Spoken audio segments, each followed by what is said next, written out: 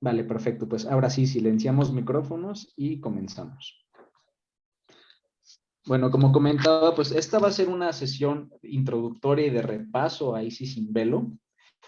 Sabemos que algunos, pues tal vez ni siquiera tendremos todavía el contexto de qué es Isis sin velo. A veces tal vez no sabremos ni quién la escribió, por qué es tan importante para los teósofos de hoy en día junto con la doctrina secreta.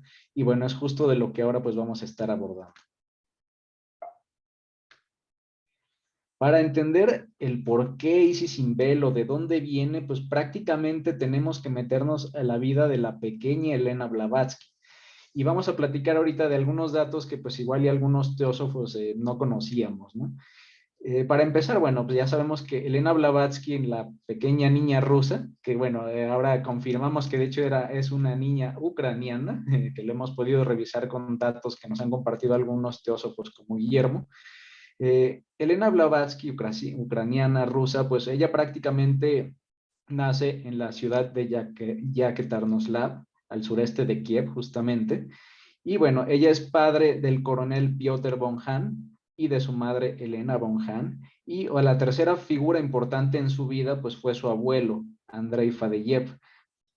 Y bueno, ¿cómo empezó, digamos, la vida de Elena Blavatsky, no? Pues imagínense que cuando su madre tenía 20 años, pues ella estaba casada con un hombre que su trabajo le exigía viajar y viajar y viajar. Entonces, pues ellos se tenían que estar siempre moviendo de un lado a otro. Les tocaba a veces estar en ciudades y en pueblos, pues digamos, inhóspitos relativamente, que no tenían a veces ni servicios básicos de salud. Y debido a esto, pues a los 2 años de Elena, fallece Sasha, su hermano menor, justamente porque en el lugar, en el pueblo donde se habían reubicado, pues no había ni siquiera servicios básicos de hospitalización y pues hubo una situación grave y pues fallece, ¿no? Esta situación pues seguramente debió ser muy fuerte para su madre, quien tuvo pues un giro importante en su vida. Después de esta tragedia, la madre y bueno, prácticamente la familia se mueven otra vez por una necesidad del padre a San Petersburgo. En ese entonces, pues la madre pues tenía 22 años, podríamos decir que pues era bastante joven. Elena Blavatsky tenía 5 años apenas, era pues una pequeña niña. Y en ese entonces, tras el fallecimiento de Sasha, del hijito, pues justamente la mamá empieza a desarrollar una especie de amor por la escritura, por la literatura, y comienza a escribir. Ella comienza a hacer varios escritos bajo el seudónimo de Zenaida Rvá. Y dentro de los trabajos relevantes que ella hizo y que fueron yo creo que claves para el desarrollo de la pequeña Elena, es que justamente su madre, ella tradujo al ruso varias obras del inglés Edward Bulwer Lytton.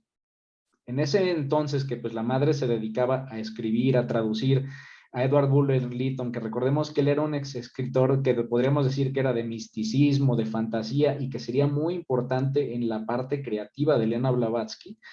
Pues en todo ese tiempo, pues prácticamente la hija y la madre estaban solas. O sea, el papá los dejó en San Petersburgo y se fue a otro lugar, a atender otra necesidad y prácticamente pues el padre siempre era una figura ausente, ¿no?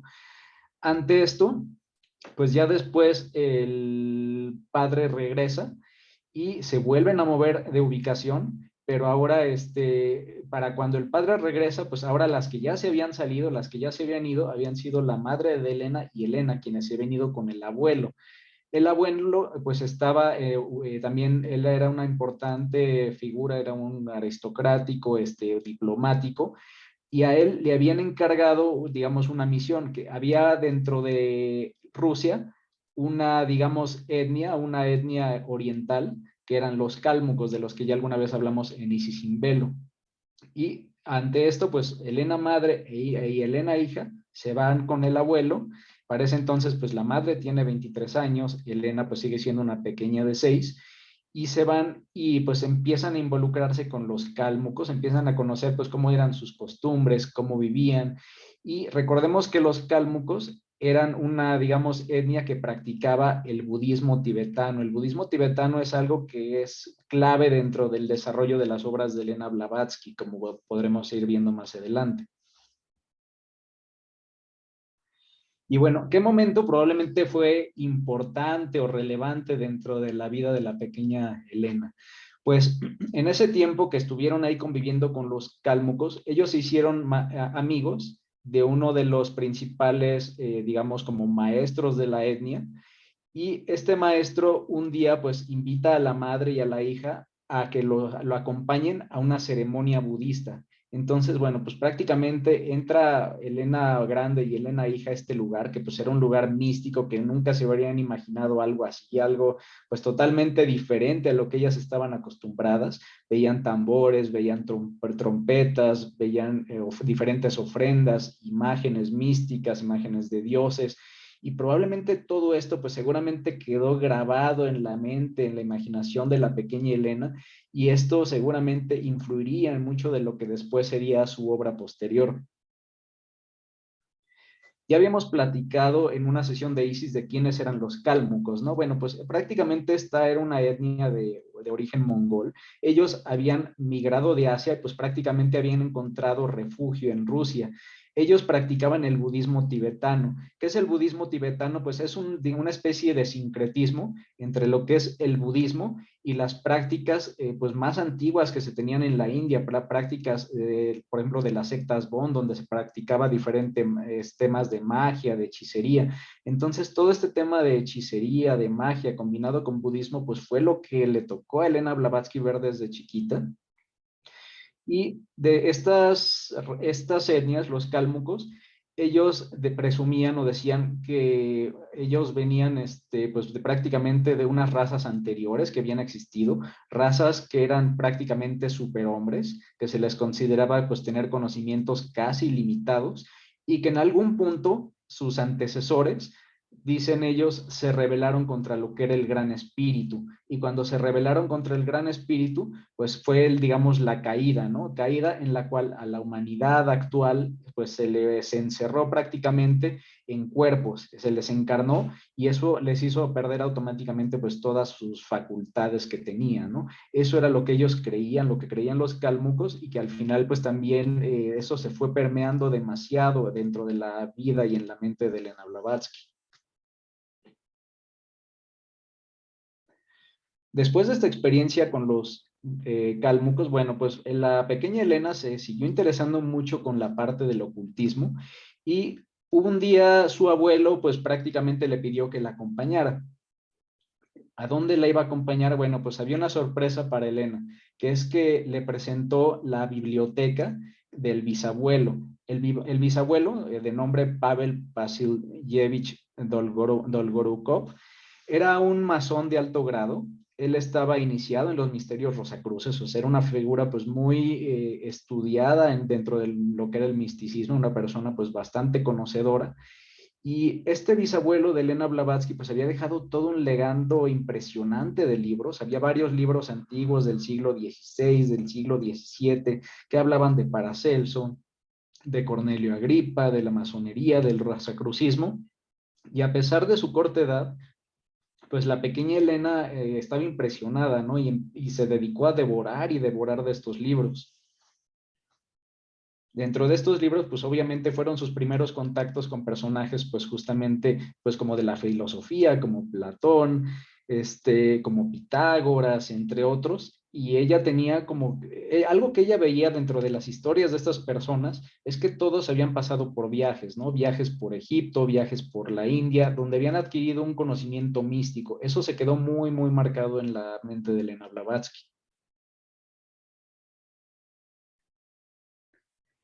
Y bueno, en paralelo con este estudio que empezó a tener Elena Blavatsky desde muy joven, desde el acercamiento con las sectas del budismo tibetano, el acceso a la biblioteca del bisabuelo, pues todo esto se le vino en paralelo con una serie de situaciones que desde muy pequeña empezó a experimentar. Elena desde muy chica pues había vivido lo que conocemos como viajes astrales, ¿no? O sea, prácticamente se iba a dormir y tenía experiencias donde pues, prácticamente se desprendía de su cuerpo físico y conocía otros lugares, otros seres, llegaba a otros estados de conciencia, conocía a personas que pues nunca había conocido dentro de su vida de vigilia, y dentro de esas visiones pues llegó a tener las visiones sobre un maestro de Oriente. y ese maestro de Oriente pues también fue muy importante después en su obra posterior. Y bueno, acompañado con estos viajes, pues la propia familia de Elena Blavatsky pues comenzaban a reportar, su madre, sus hermanas, que cosas raras pasaban en la casa. Los muebles se movían, en ocasiones se escuchaban campanas, habían a veces golpeteos en dentro de las puertas, en las mesas. Todo esto pues prácticamente lo asociaban directamente a esta pequeña, ¿no? A la pequeña Elena. Y bueno, tenemos ya, van pasando los años, Elena sigue estudiando, Elena sigue desarrollando estas facultades psíquicas que poco a poco vamos a ir viendo que se van desbordando.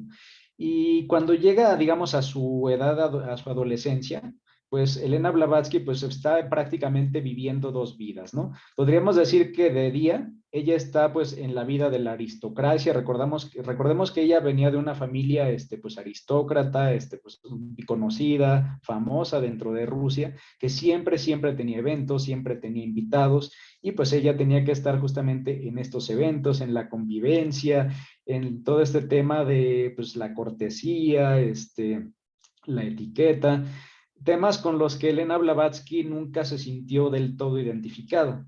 Y mientras que ella tenía toda esta vida aristocrática durante la vigilia, pues en las noches o en sus momentos de soledad, pues es cuando entraba la otra Elena, la Elena que se metía en el mundo de lo místico, la Elena que tenía viajes astrales, que tenía experiencias paranormales, la Elena que estudiaba cosas que pues para todos serían fantasía.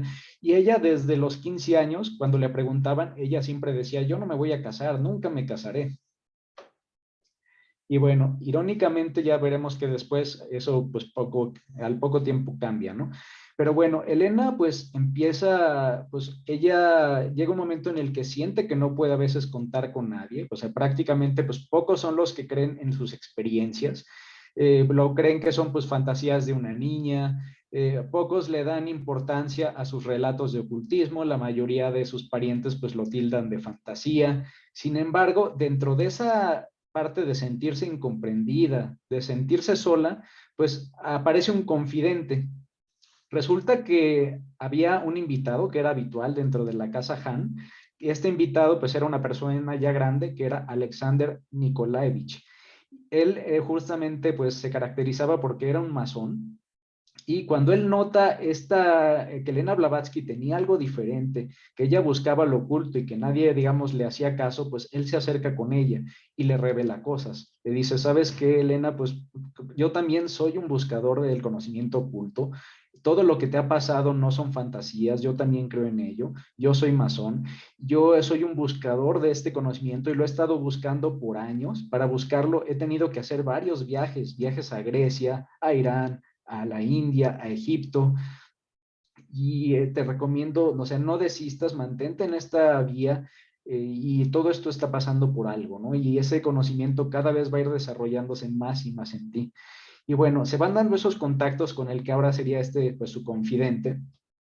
Y bueno, Alexander pues era un personaje muy importante porque dentro de Rusia él pues trabajó muy de cerca con el emperador para buscar que se diera la espiritualización de la educación. Él quería que la educación que se daba en algunos lugares pues para los niños fuera una educación que no estuviera aislada de la creencia de que hay algo más. Él quería impulsar todo este tipo de conocimiento que tal vez hoy lo veríamos mucho después dentro de lo que son los colegios, por ejemplo, los colegios Waldorf, ¿no? Y bueno, ante todo este tema de que buscaba espiritualizar la educación y ante el hecho de que él era muy cercano al emperador, pues hay personas que le tienen envidia y ellos generan una intriga para que caiga de gracia del emperador y pues automáticamente le crean una polémica y debido a esa polémica pues queda humillado, queda fuera del cargo, pierde todos sus cargos, ¿no? Pero esta figura pues fue muy importante en ese momento para Elena, ¿no? Era alguien que le reiteraba que iba por buen camino. Y bueno, tras todo esto, pues recordemos que Elena Blavatsky siempre se caracterizó por ser una figura rebelde. Ella, si tú le decías blanco, ella decía negro, ¿no? Y en un desplante de rebeldía, parece ser, pero un desplante muy grande, había otra visita habitual a la casa Han, que era justamente Nikifor Blavatsky. Para ese entonces, pues Elena tenía 16 años y cuando se da cuenta, bueno, empiezan a hacer como que buena relación los dos, porque Nikifor le revela a Elena Blavatsky que él también creía en la magia. A partir de eso, pues comienzan como a caerse bien y al muy poco tiempo, sorpresivamente, esta persona, que es una persona de 40 o más de 40 años, pues de sorpresa le ofrece matrimonio a Elena. Toda la familia pues se queda atónita, pues creen que esto es un juego y sorpresivamente para su propia familia, Elena pues probablemente en un acto de rebeldía acepta el casarse con Nikifor a pesar de ser una persona pues mucho más grande y que lo conocía pues relativamente poco, ¿no? Y bueno, algo debió haber pasado en la vida de Elena. Yo creo que seguramente le llegó alguna especie de llamada de atención, una especie de ¿qué estás haciendo? Al punto que a los 3 meses, en un arranque, ella huye de su casa para pues buscar refugio con su abuelo en Tiflis. Ella pues huye en un caballo y a partir de ahí, pues le explica al abuelo toda la situación que está pasando y pues digamos que entre ella y el abuelo hacen una coartada. Para toda la gente, lo que Elena había, el mensaje que daba Elena para toda la gente, para la familia, para Nikifor, es que ella iba a ir a alcanzar a su padre, que estaba en ese momento en San Petersburgo. Incluso compra un boleto para aparentar que esto iba a ocurrir, pero la realidad es que ella pues huye en un ferry y se va a otro destino lejano, se va a Constantinopla y después de ahí se va a Egipto. Y bueno, en Egipto pues ella tiene muchísimas experiencias y tras la visita a Egipto pues va a visitar otros lugares, visita Grecia, visita India. De algo, no sabemos, pareciera que de algo estaba huyendo Elena Blavatsky o algo estaba buscando Elena Blavatsky. Recordemos que desde antes ella escuchaba estas historias fantásticas de que todos los grandes maestros, Platón, Pitágoras, ellos habían visitado estos lugares, ellos ahí residían, ellos ahí habían encontrado algo. Estaba su confidente que le hablaba de estos viajes y parece que ella pues siguió ese consejo y empezó a buscar algo, algo que tal vez todavía no terminaba de entender qué era, pero que le hizo moverse pues de un lugar a otro y a otro y a otro a pesar de su corta edad. Y bueno, aquí viene una parte relevante que voy a poner tal cual el fragmento como viene en Isis sin velo. Y Elena Blavatsky sobre todo esto nos narra. Hace años, cuando en mi primer viaje por Oriente visité sus desiertos santuarios, me preocupaban dos cuestiones que sin cesar oprimían mi mente. ¿Dónde está? ¿Quién es y qué es Dios? ¿Quién vio jamás el espíritu inmortal del hombre para asegurar la inmortalidad humana? Y precisamente cuando con más ansia pretendía resolver tan embarazosos problemas, trabé conocimiento con ciertos hombres que por sus misteriosos poderes y profunda ciencia merecen, sin disputa alguna, el calificativo de sabios de Oriente. Aquí vemos que entre tanto viaje que Elena Blavatsky estaba haciendo, llegó un punto en el que se dio cuenta de que estaba buscando algo, y lo que estaba buscando era algo trascendente, estaba buscando algo que estaba pues por arriba de cualquier otra cosa que se hubiera imaginado. Ella que quería saber quién es Dios, qué es Dios y cuál es su misión. Y justamente dentro del esoterismo se dice que muchas veces todo el sendero inicia con una petición inicial. Cuando una persona hace una petición trascendente de algo muy profundo y lo hace, digamos que pues con todo el corazón, con toda la fe, y podríamos decir que el universo responde. Y aquí pareciera que pues el universo justamente le respondió a la joven Elena, al punto que en estos viajes, tras hacerse esos cuestionamientos tan profundos, pues se encontró con alguien que sería pues importante, la persona tal vez más importante de su vida. Ella se encontraba en Londres.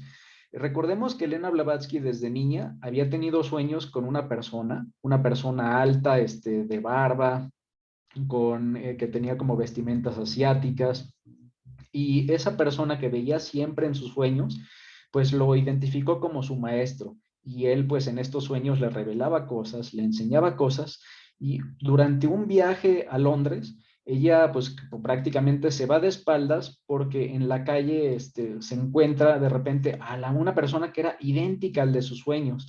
Obviamente ella no puede pues como que contenerse, se acerca a él y él la identifica y no es un contacto muy largo, pero le deja como un mensaje de sí soy yo, ¿no? Y hasta ahí. Y al poco tiempo, pues ya tiene la oportunidad de platicar con él en persona y pues prácticamente Elena, pues en ese momento ya estaba ella muy afectada por sus dones, o sea, todos estos temas de psiquismo que había tenido, de ser algo, pues de ser una bendición, pues para ella ya se habían vuelto una maldición. Pues prácticamente experimentaba diferentes tipos de molestia, tenía una vida poco normal. Y ella pues le dice al maestro, ¿no? Mira, me está pasando todo esto, no sé cómo controlar pues estos dones o lo que tengo. Y a partir de ahí Moria le dice, mira, hay una misión importante para ti y tú lo primero que tienes que hacer es controlarte. Necesitas controlarte porque tu psique, tu energía psíquica se está desbordando. Necesitas controlarte y para eso necesitas aprender, necesitas instruirte.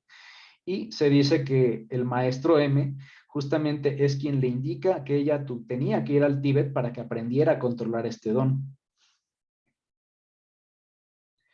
Y bueno, pues se dice que Elena Blavatsky pues justamente pues visita el Tíbet y de hecho permanece durante un buen tiempo en el Tíbet aprendiendo a controlarse, aprendiendo también pues de esta filosofía.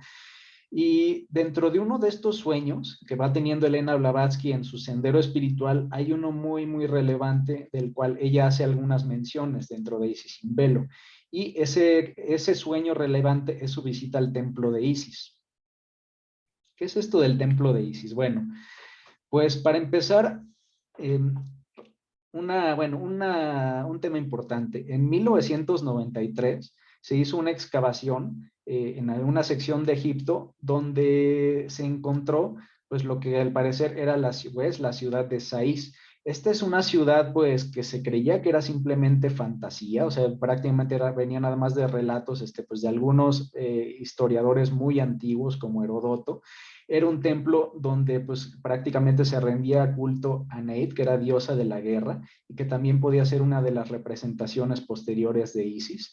Y esta ciudad que fue descubierta en 1993, que parecía mera fantasía, pues Elena Blavatsky ya había soñado con ella. Esta era una ciudad de la cual los grandes místicos del pasado y estudiosos pues ya habían investigado, ¿no? Herodoto, el padre de la historia, ya la había descrito, también Platón, Aristóteles, decían que era una ciudad imponente, que tenía pues estatuas colosales, que tenía templos, que ahí estaban las tumbas, digamos, de los reyes antiguos, que era un lugar espiritualmente muy, muy importante. Y bueno, Elena Blavatsky justamente tiene un sueño en el que ella se encontraba en esta ciudad, acompañada por sus maestros, y dentro de la ciudad le hacen llegar a, curiosamente, es como si hubiera atravesado de estar en la ciudad de Sais y de pronto se encontraba en el templo de Jerusalén.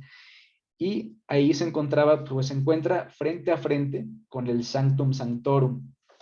Digamos, es el velo que en el misticismo se cree que encubría a la sabiduría, encubría a la diosa Isis, encubría a la Gnosis. Y frente a este velo que ocultaba la verdad, que ocultaba la sabiduría, pues frente a este velo se encontraba Elena Blavatsky, justamente buscando esas respuestas del por qué he llegado hasta aquí.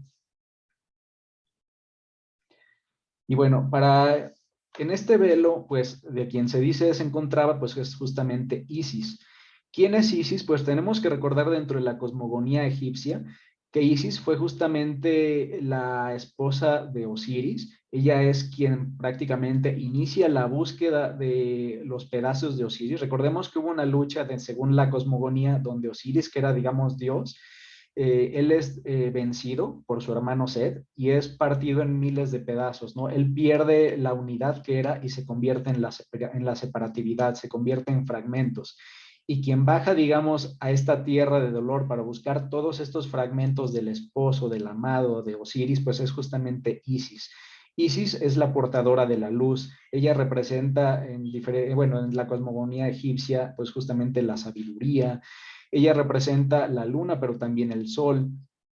es esta parte de la, digamos, la dualidad, y a su vez Isis tiene alas, son las alas que justamente representan la posibilidad de ascender, la posibilidad de salir de la ilusión, salir de la ignorancia y poder llegar, pues digamos, de regreso a casa, la iluminación.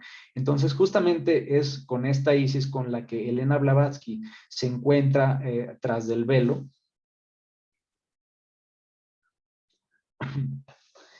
Y bueno, sobre esta parte, sobre este encuentro, pues justamente hay un fragmento, ¿no? Que también lo encontramos en Isis sin velo, que nos dice, la filia vocis, la hija de la voz divina, respondía tras el velo desde el propiciatorio, y la ciencia, la teología y toda hipótesis humana, nacida de conocimientos imperfectos, perdían para siempre ante nuestros ojos su carácter autoritario.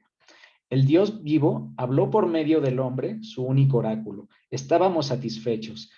Semejante saber es inapreciable y solo ha permanecido oculto para quienes lo desdeñaban, ridiculizaban o negaban. Esto lo platica Elena Blavatsky sobre esa experiencia mística, ¿no?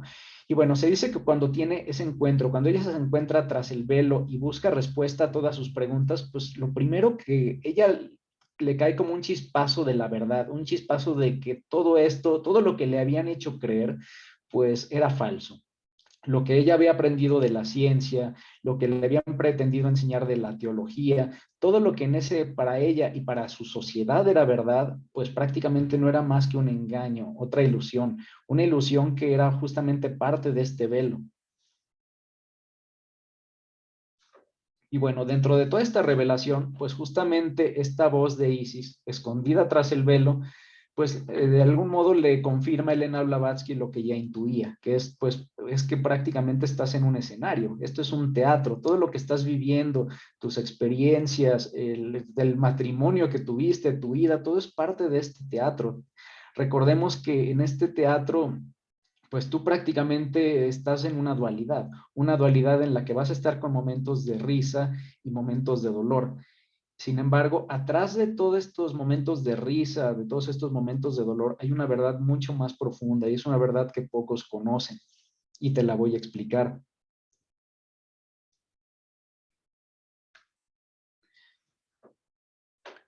Y le comentaba, recordarás que se dice que hay un inicio, todo tuvo un inicio. Antes de que existiera toda esta ilusión, toda esta dualidad, pues estaba el Padre. Tú lo identificarás de lo que estudiaste de Platón como el nous. El nous era para ti lo incomprensible, era algo que no podías asimilarlo con la mente, es algo que lo abarcaba todo, que todo emanaba de él, que para ti y para toda la gente pues no sería más que vacío, es no existencia y sin embargo para mí lo es todo, para nosotros lo es todo. Este padre, este nous, pues no tiene relación con lo manifestado, no, él no tiene ninguna relación con este mundo de ilusiones, este mundo mayábico, y él es imaginación y es voluntad latente. Todas las ideas de lo que ha sido, es y será viven en él. Todo lo que ha de ser pues justamente va a ser porque se manifiesta como su voluntad latente y él es el Purusha en Oriente.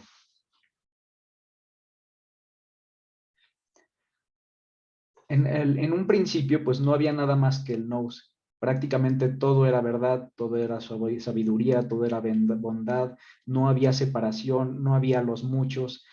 Sin embargo, en un momento dado del nous, de lo que era el todo, surge una emanación. Esa emanación, pues se le conoce como la madre. La madre es la materia primordial. Recordarás, Elena, que Platón la mencionaba justamente como la sustancia primaria que emanó de la mente demiúrgica. De esta madre era el contenedor y el molde de la cual después vendría todo lo que hoy conoces como universo, todo lo que conoces, todo lo que te rodea, los pensamientos, las emociones, lo físico, todo viene de esta madre. Y a esta madre pues también la identificarán justamente como Prakriti dentro del hinduismo. Entonces tenemos que de lo que era la unidad, pasamos a la dualidad donde tenemos pues a lo que es el todo, lo que es el nous, tenemos del otro lado a la madre, que de algún modo pues es el aliento, es la emanación del Padre, que no tiene como tal algo por sí propio y que es el contenedor y es el molde de todo, es la materia que va a dar, la materia primordial que va a dar origen a todo. Y bueno, Después, tras esta dualidad, surge lo que en teosofía se conoce como la gran herejía.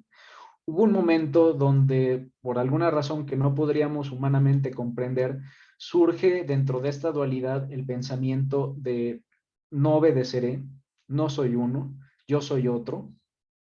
Y cuando surge este tema de yo soy yo no soy, yo soy lo que no soy, viene este tema del origen de la separatividad. Y ahí es cuando viene una tercera figura en juego dentro de la cosmogonía, que es el hijo. Ese hijo, pues, tiene, mientras que el padre es la nada, pues el hijo es todo, tiene todos los atributos.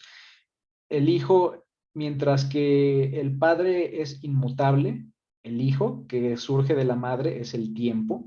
El tiempo pasa por diferentes estados, por diferentes periodos, diferentes manvántaras, y el hijo lo que lo caracteriza a partir de ese momento de separatividad es que él es dual. Él tiene una parte positiva y una negativa. Él es luz, pero también es oscuridad. Él crea, pero también sostiene, también destruye. Él es el amigo, pero también es el adversario. Él es fuerza y también es inteligencia. Y él es alguien que en el momento en el que aparece, pues de algún modo olvida o se pierde de su naturaleza divina, olvida que él es todo y se queda con una versión incompleta. Y en esa versión incompleta, que es el hijo, que sería, digamos, el tercer Dios, es el que está tratando y tratando y tratando de recordar quién es. Para poder recordar de dónde viene, pues él digamos, se mantiene continuamente creando, creando, creando. Cada vez que crea algo, intenta reconstruir justamente el recuerdo de quién es y regresar de dónde viene. Y justamente estas creaciones que se van dando, que es lo que dio origen al universo, a todos los seres, son todos estos intentos de recordar estas creaciones. Conforme el hijo va recordando y recordando, vamos a notar que estas creaciones son cada vez más y más y más perfectas. Aquí la parte más importante que tenemos que entender dentro de la teosofía es que se dice que absolutamente todos, cada persona es un reflejo de este hijo, de este ser que está tratando de recordar quién es, que viene de una, digamos, de un pasado glorioso y que está tratando de regresar a ese pasado glorioso.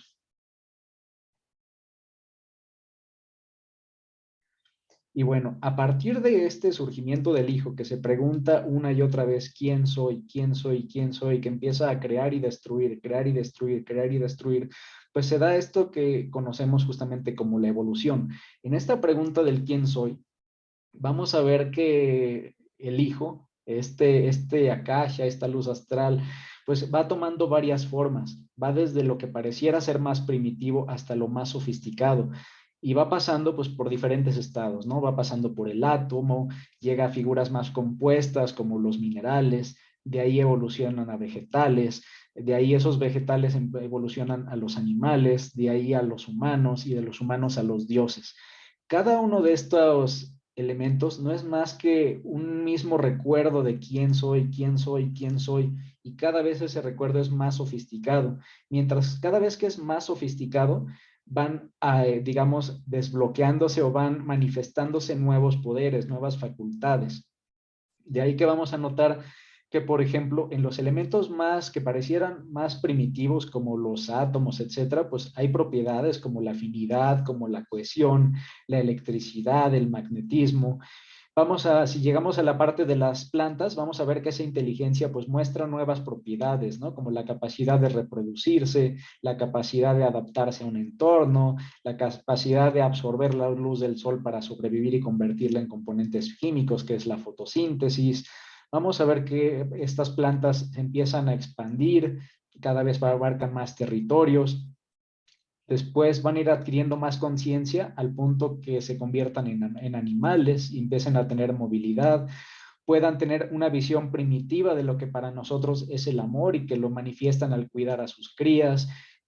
manifiestan otras facultades del alma como la fuerza, la ferocidad, la voluntad, y de ahí esto va a seguir evolucionando y evolucionando hasta llegar justamente pues al reino humano, ¿no? El reino humano pues manifiesta nuevas cualidades que los otros reinos no manifestaban, como justamente son la capacidad de imaginarte algo, la capacidad del pensamiento abstracto, cosa que vemos por ejemplo con la física y las matemáticas, la posibilidad de sentir compasión o misericordia por alguien o algo, un ser que está pasando por un mal momento, o que está en una situación de diferencia, el preguntarnos para qué, esa parte de preguntarnos, pues, quién soy, de dónde vengo, para dónde voy, eso que nos lleva justamente a la trascendencia, y en algunos casos, pues también estas facultades de la fuerza psíquica, ¿no? La telepatía, el poder predecir cosas, esa intuición que a veces tenemos. Bueno, cada una de estas que vemos en todos los reinos, pues son facultades del espíritu. Los dioses también tendrán sus propias facultades que probablemente ahorita pues están fuera de nuestra imaginación,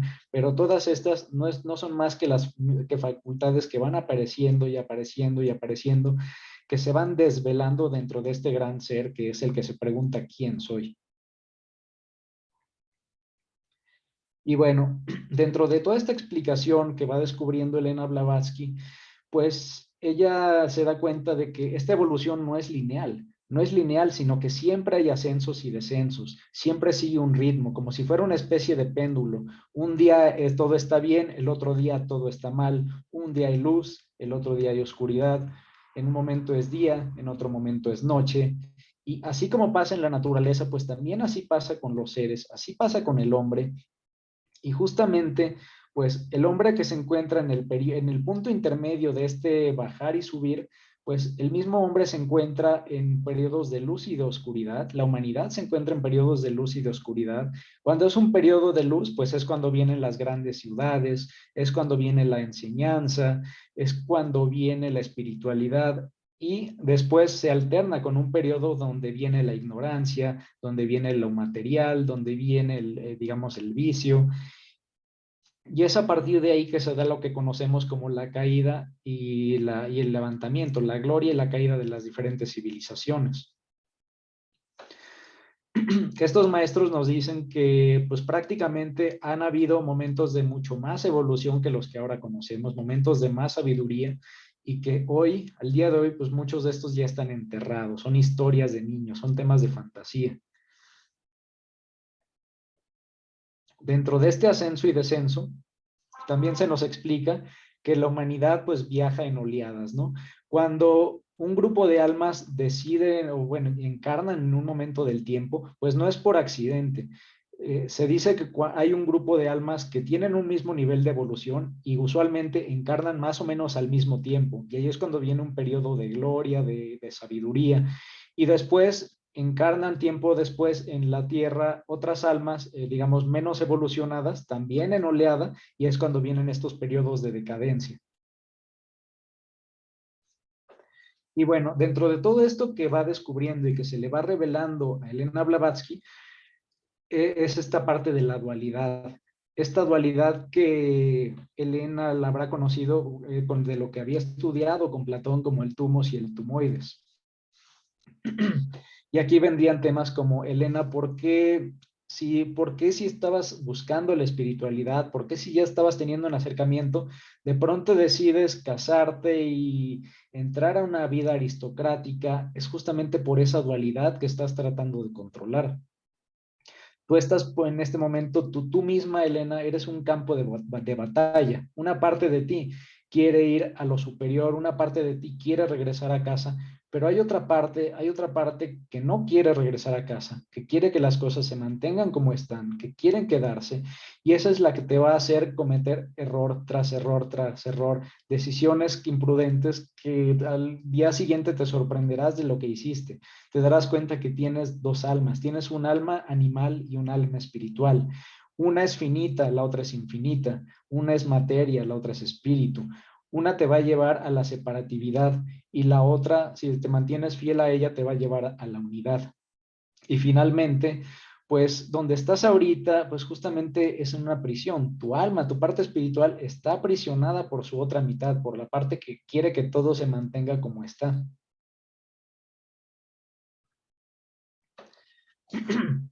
Y no solo tú eres un campo de batalla, toda esta humanidad, toda la humanidad prácticamente, cada persona es un propio campo de batalla interno, un campo de batalla donde estarán combatiendo continuamente dos fuerzas.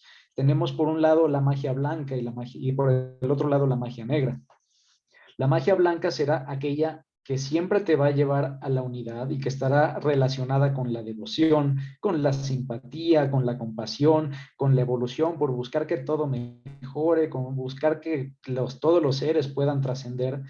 Pero cada vez que tú tengas un pensamiento de ignorancia, de miedo, de odio, de ambición, de lujuria, de instinto predador, pues la magia que estarás invocando será la magia negra. Mientras más utilices la magia que te lleve al egoísmo, pues esa magia te va también a absorber y al final pues te va a llevar al camino de no evolucionar y de mantenerte como estás. Por el contrario, si renuncias a todo lo que está en este mundo ilusorio y trabajas con la magia blanca, pues esa magia blanca por ley de afinidad cada vez te va a ir a ayudar a acercarte más y más a ella. Ahora que sabes que tienes una dualidad, pues también déjame decirte que existen caminos de regreso.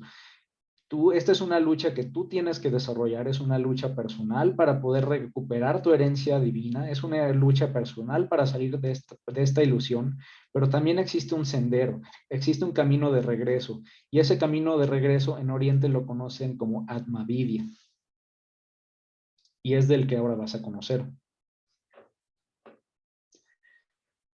Para entender Atmavidya, tienes que entender cómo es esta similitud entre la gota y el océano. ¿Por qué han caído las religiones? Las religiones muchas veces solamente te enseñan a creer en algo, pero no sabes ni en qué estás creyendo.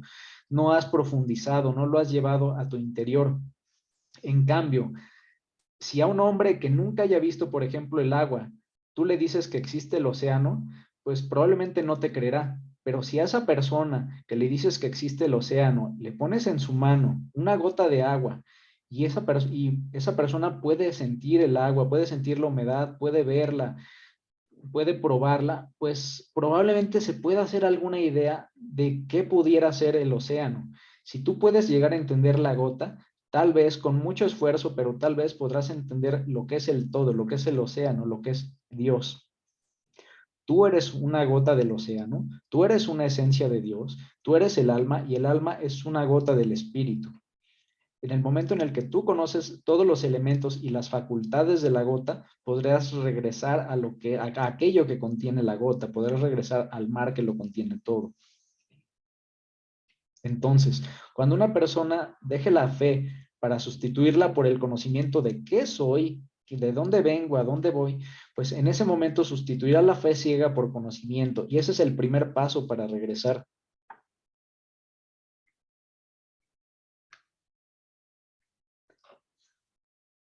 Otra revelación.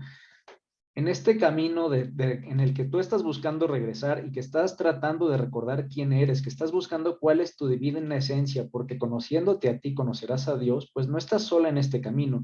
Hay todo otro grupo de personas y de seres que han pasado lo mismo que tú ya pasaste y que pues han dejado camino hecho, han dejado, digamos, migajas de pan que tú puedes seguir y existe una fraternidad blanca. Existe una fraternidad blanca que inició desde el principio de los tiempos de la era oscura, desde el principio del Kali Yuga. Esta fraternidad blanca ha buscado dar ciertas pistas, ciertas guías a las personas que están buscando justamente el salir de este mundo ilusorio, de este mundo mayábico. Y esta fraternidad está conformada por todo tipo de seres, entre los que se encuentran los manus, los que tú conoces como ángeles o devas, estos seres que para nosotros serían superhombres y que eran estos maestros de sabiduría, que son los Mahatmas y los Rishis. Y sin embargo, aunque ellos tienen todo el conocimiento de cómo salir, pues esto es un juego y este juego tiene reglas. Y dentro de este juego con reglas, pues ellos no se pueden meter demasiado. Ellos tienen una participación limitada. Hay fronteras que ellos no pueden cruzar, ya que esto es un examen que tú mismo tienes que hacer. Cada cierto tiempo se permitirá que estos maestros pues te puedan compartir a ti y a otros ciertas pistas. Sin embargo, cada quien debe hacer su juego, cada quien debe jugar su partida Y aunque cada partida es diferente, aunque cada partida es individual, al final, el juego es el mismo para todos.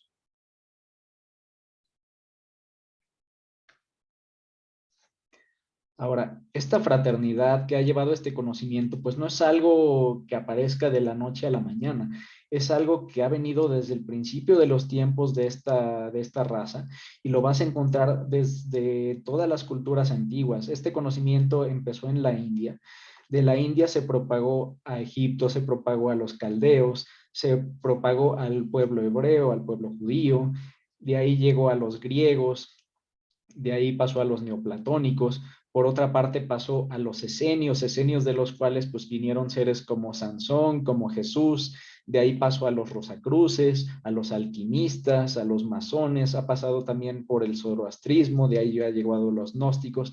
Todas estas vertientes no son más que ramas de un mismo árbol. Toda esta sabiduría es una única sabiduría que se ha ido adaptando con el tiempo y se ha ido adaptando de acuerdo a cada creencia, de acuerdo a cada cultura, para poder ser más efectiva en cada tiempo, en cada lugar, en cada espacio. Pero al final, todos estos movimientos místicos, esotéricos, religiosos, no son más que caras de una misma cosa. Y esta misma cosa, pues es justamente lo que conocemos como almavidia, lo que conocemos como gnosis, como dharma y en este caso como teosofía. Entenderás también que en este camino, pues está lo que siempre ha existido, que se conoce como los misterios. Los misterios son justamente una escenificación de la vida del alma, que cuando tú veas las escenas de los misterios, vas a tener chispazos que te ayudarán de algún modo a recordar que hay algo raro aquí, te ayudarán a recordar que hay algo aquí que no está bien, hay algo aquí que no es real. Empezarás a recordar que tú tuviste un pasado glorioso, que tú venías de un estado de gloria, que no eres aquello que tú creías que eres, que tú eres mucho más de lo que tú crees y de lo que los otros creen que tú eres. Y todos estos misterios los vas a ir descubriendo mediante símbolos, mediante secretos, mediante la investigación de leyes que están ocultas en la naturaleza y mediante algo muy importante que son las iniciaciones. Tú vas a ir teniendo a lo largo de este recorrido diferentes despertares, despertares que te van a llegar como chispazos de intuición, que te van a llegar como sueños, que te van a llegar como situaciones sagradas, que te van a hacer darte cuenta de cosas que antes no veías. Cada nuevo despertar, pues te vas a ir dando cuenta de qué tan falso es todo esto.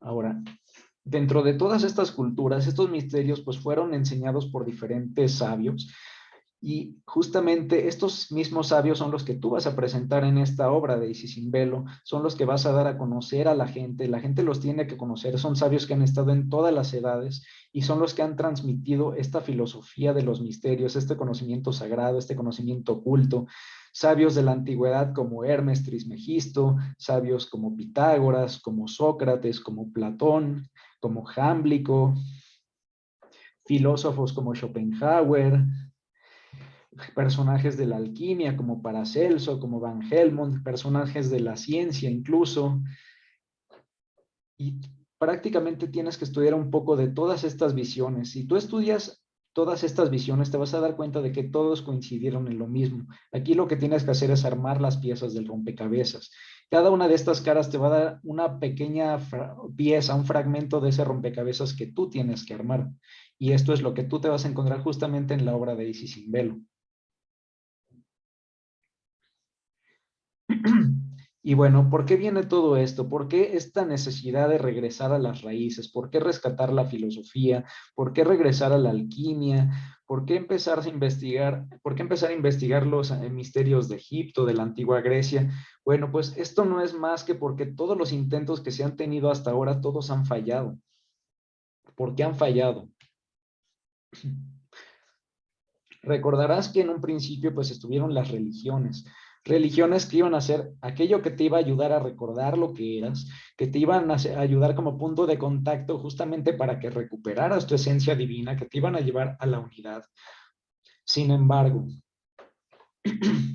Estas religiones, ¿qué ha pasado? Recordemos que estamos en el Kali Yuga. En el Kali Yuga lo que es glorioso, pues al poco tiempo se descompone, se echa a perder, y así pasó con la religión. En lugar de buscar la unión, la religión comenzó a dividirse en religiones y comenzó a generar discordia, comenzó a generar guerras, comenzó a generar dogmas sin pruebas, donde a la gente no se le permitía cuestionar, no se le permitía cuestionar las cosas, simplemente tenía que creer en lo que le decían y hasta ahí. Una religión con una doble moral, donde sus feligreses pues tenían un tremendo materialismo, una iglesia que a su vez también ella misma se enaltecía con el oro y con las riquezas y presumía templos imponentes. Nuestro primer dardo, digamos, había fallado. La primera arma, pues que era la religión, pues no había cumplido su objetivo. Viene la segunda arma. Tras el fallo de la religión, se empieza a buscar que venga este pensamiento científico, que la gente empiece a preguntarse realmente de dónde vienen las cosas, que comiencen a cuestionar absolutamente todo. Y esto de igual modo empieza a traer una parte de luz, pero después al poco tiempo trajo una parte de oscuridad. Una parte de oscuridad donde los científicos del siglo XVIII, del siglo XIX, pues comienzan cada vez más a desconocer a Dios, o sea, comienzan a decir todo lo que eran las enseñanzas antiguas, pues no son más que historias de niños, no son más que fantasía, todo lo que hablan sobre que existen espíritus, que existen dioses, que existen cualidades ocultas, pues no lo podemos ver. Y como no lo podemos ver y no lo podemos comprobar, pues para nosotros simplemente no existe.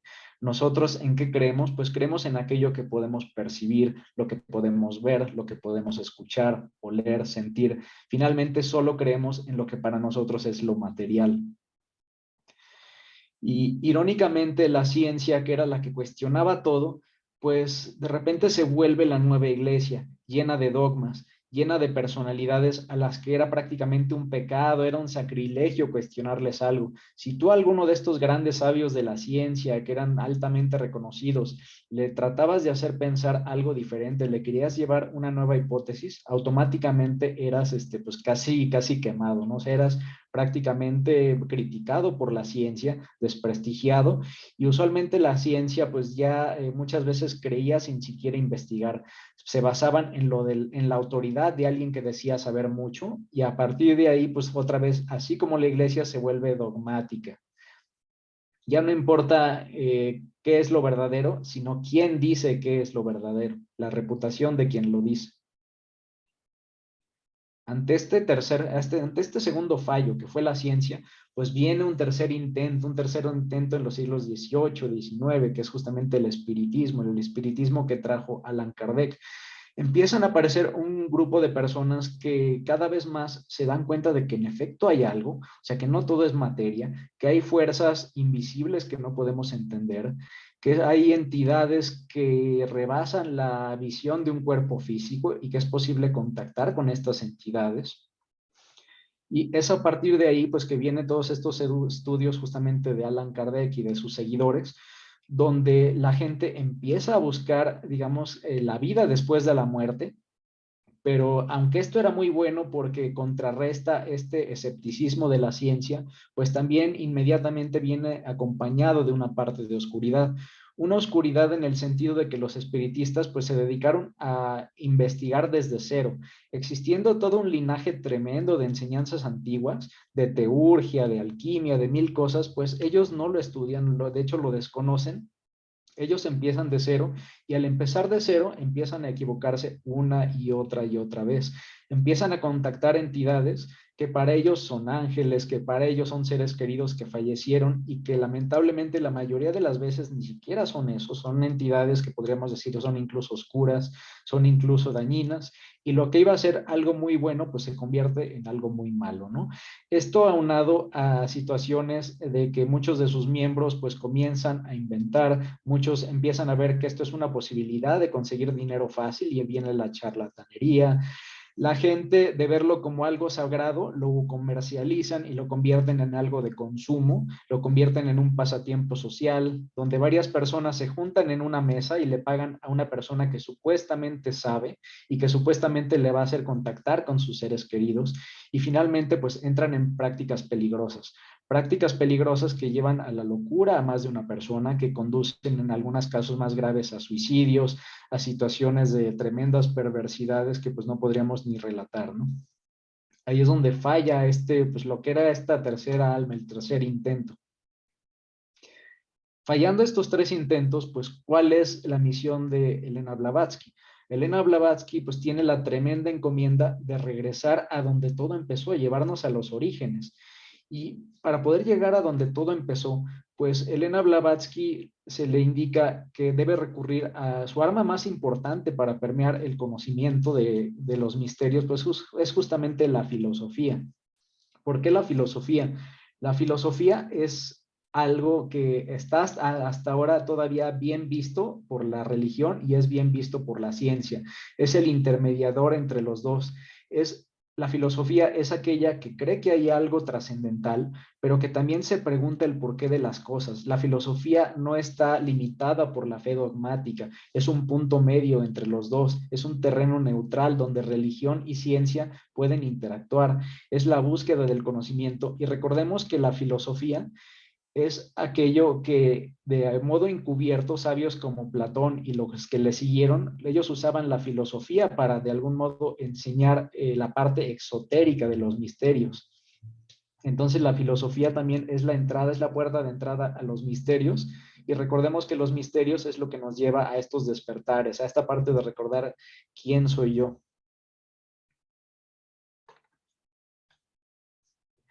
Y bueno, partiendo de esto, pues prácticamente Elena Blavatsky toma como su estandarte la filosofía, y ella hace los dos volúmenes que conocemos de Isis sin velo. Son dos volúmenes donde el primero se enfoca en tratar de, digamos, reconciliar a la primera de las armas que teníamos, que era la teología. O sea, ella quiere reconciliar y rescatar todo lo que fue útil, lo que fue valioso de las religiones, y en el segundo volumen se enfoca en la ciencia.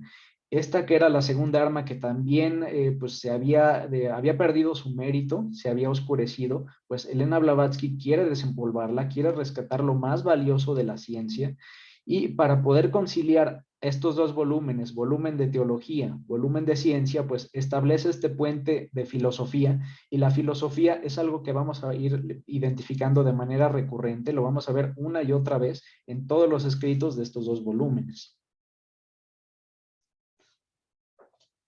Ahora, ¿qué más va a enseñar, qué más buscaba enseñar Elena Blavatsky? ¿Qué más se le había encomendado enseñar como este nuevo intento? Bueno, pues Elena, tú vas a tener que enseñar a la gente de que en efecto hay algo más, para empezar, hay algo más allá de la muerte, tema que muchos y científicos están empezando a dudar, y hay muchos que creen que ya no hay nada. Y más importante, existen facultades latentes en el hombre y también existen fuerzas ocultas en la naturaleza. Existen facultades en el hombre que tú tienes que poner evidencia de que existen y que todos tenemos el derecho y la posibilidad de desarrollarlas. Facultades como el poder de imaginar, la fuerza de la voluntad, que estos dos son los elementos básicos para la creación de cualquier acto mágico.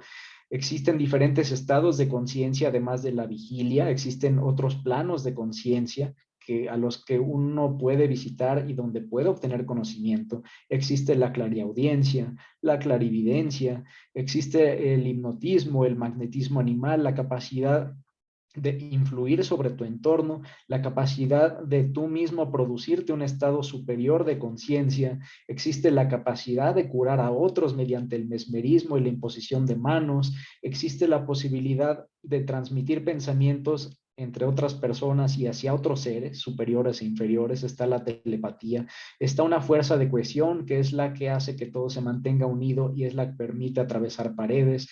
Existen muchísimas cualidades que para muchos serían obra de magia, que serían fantasía, que serían cuentos de niño, y que sin embargo son reales. Mientras tú más conozcas cada uno de estos elementos, cada una de estas facultades, más y más y más te vas a ir recordando quién eres. Y cuando tú recuerdes quién eres, pues vas a llegar a lo que es Dios. Y eso es justo lo que se busca dentro de esta enseñanza teosófica plasmada en Isis sin velo. Y bueno, estas facultades latentes en el hombre es algo que ya iremos viendo en las siguientes sesiones. Ya hemos hablado un poco de lo que es la imaginación, lo que es la voluntad. Y en esta creo que ya me he extendido mucho. Prácticamente hasta ahora el objetivo era justamente pues darles una visión de cómo es que surge esta obra de Isis sin velo, cómo es que no todo fue casualidad. Hubo una serie de hechos que parecían casualidades, pero que no, o sea, prácticamente pareció todo esto fue premeditado, se dieron una serie de situaciones, de eventos, de viajes, de personas conocidas que llevaron a Elena Blavatsky a empezar a transmitir a esta obra, ¿no? ¿Qué vamos a encontrar en Isis sin velo? Pues justamente vamos a encontrar mucho de esta vivencia que fue teniendo Elena Blavatsky y cómo esto se empata con todos estos temas que son pues justamente la filosofía, la religión y la ciencia. Y bueno, dicho esto, bueno, esto prácticamente ha sido la sesión, digamos, introductoria y de repaso. Ahora sí, bueno, con esta explicación de cómo empezamos el estudio de Isis velo y de dónde viene todo, pues voy a abrir micrófonos para quien guste compartirnos alguna duda, algo que le haya interesado de esta plática, algún comentario. Y bueno, adelante. Pueden ir levantando la mano para asignarles. Perfecto. Sí, por favor, si podemos ir levantando, quien guste participar, sería levantar la mano dentro de la plataforma y bueno, para compartirnos cualquier comentario y los vamos a ir atendiendo.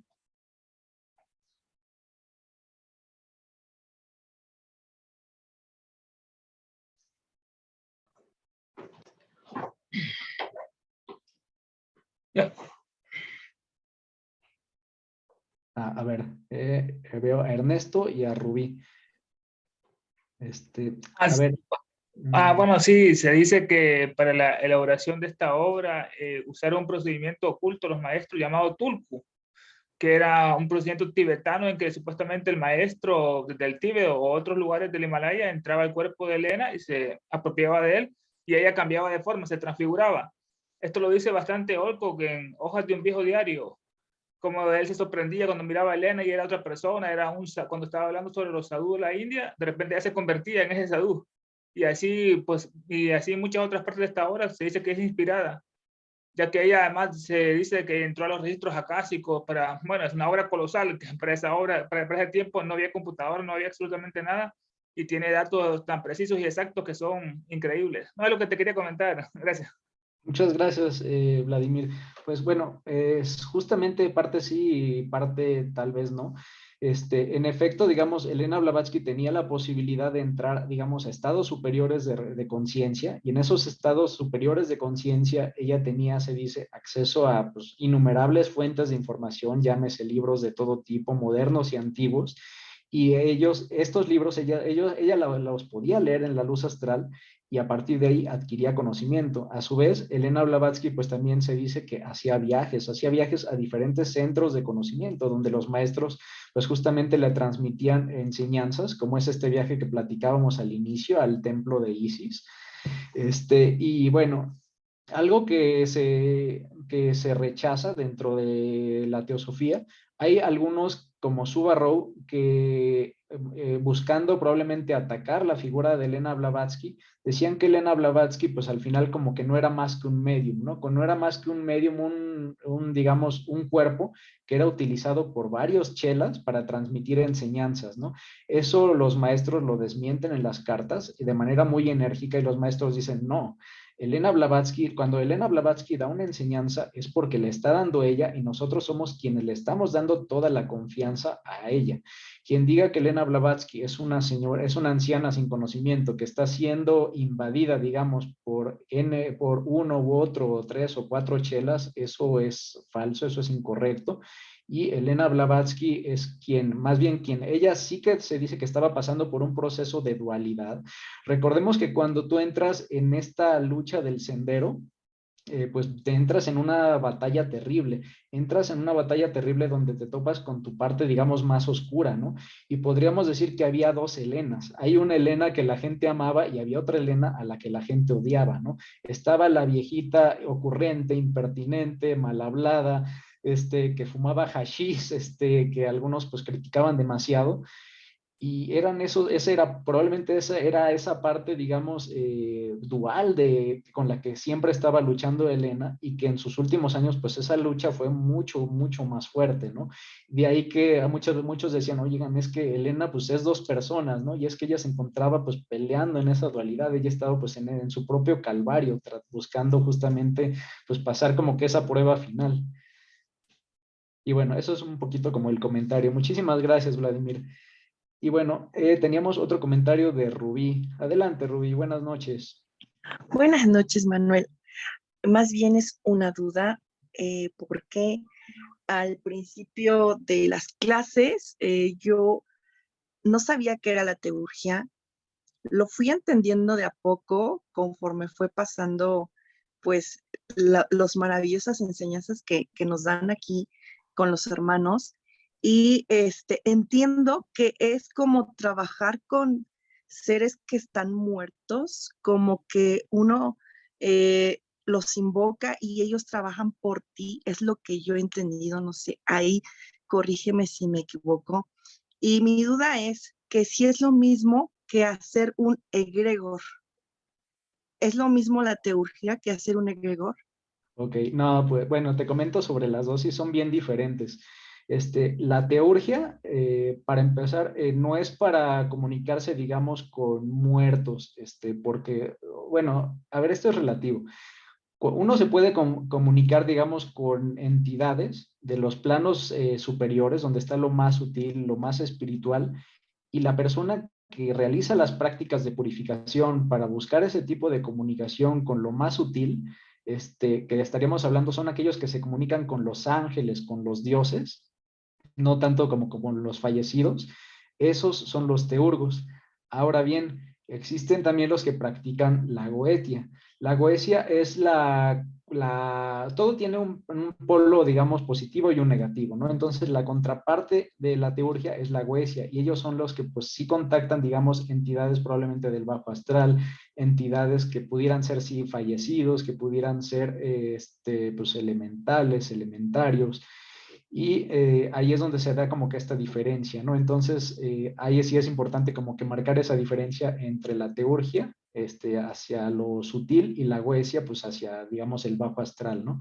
Y ahora, todo este tema, por ejemplo, como de las tulpas, es algo diferente.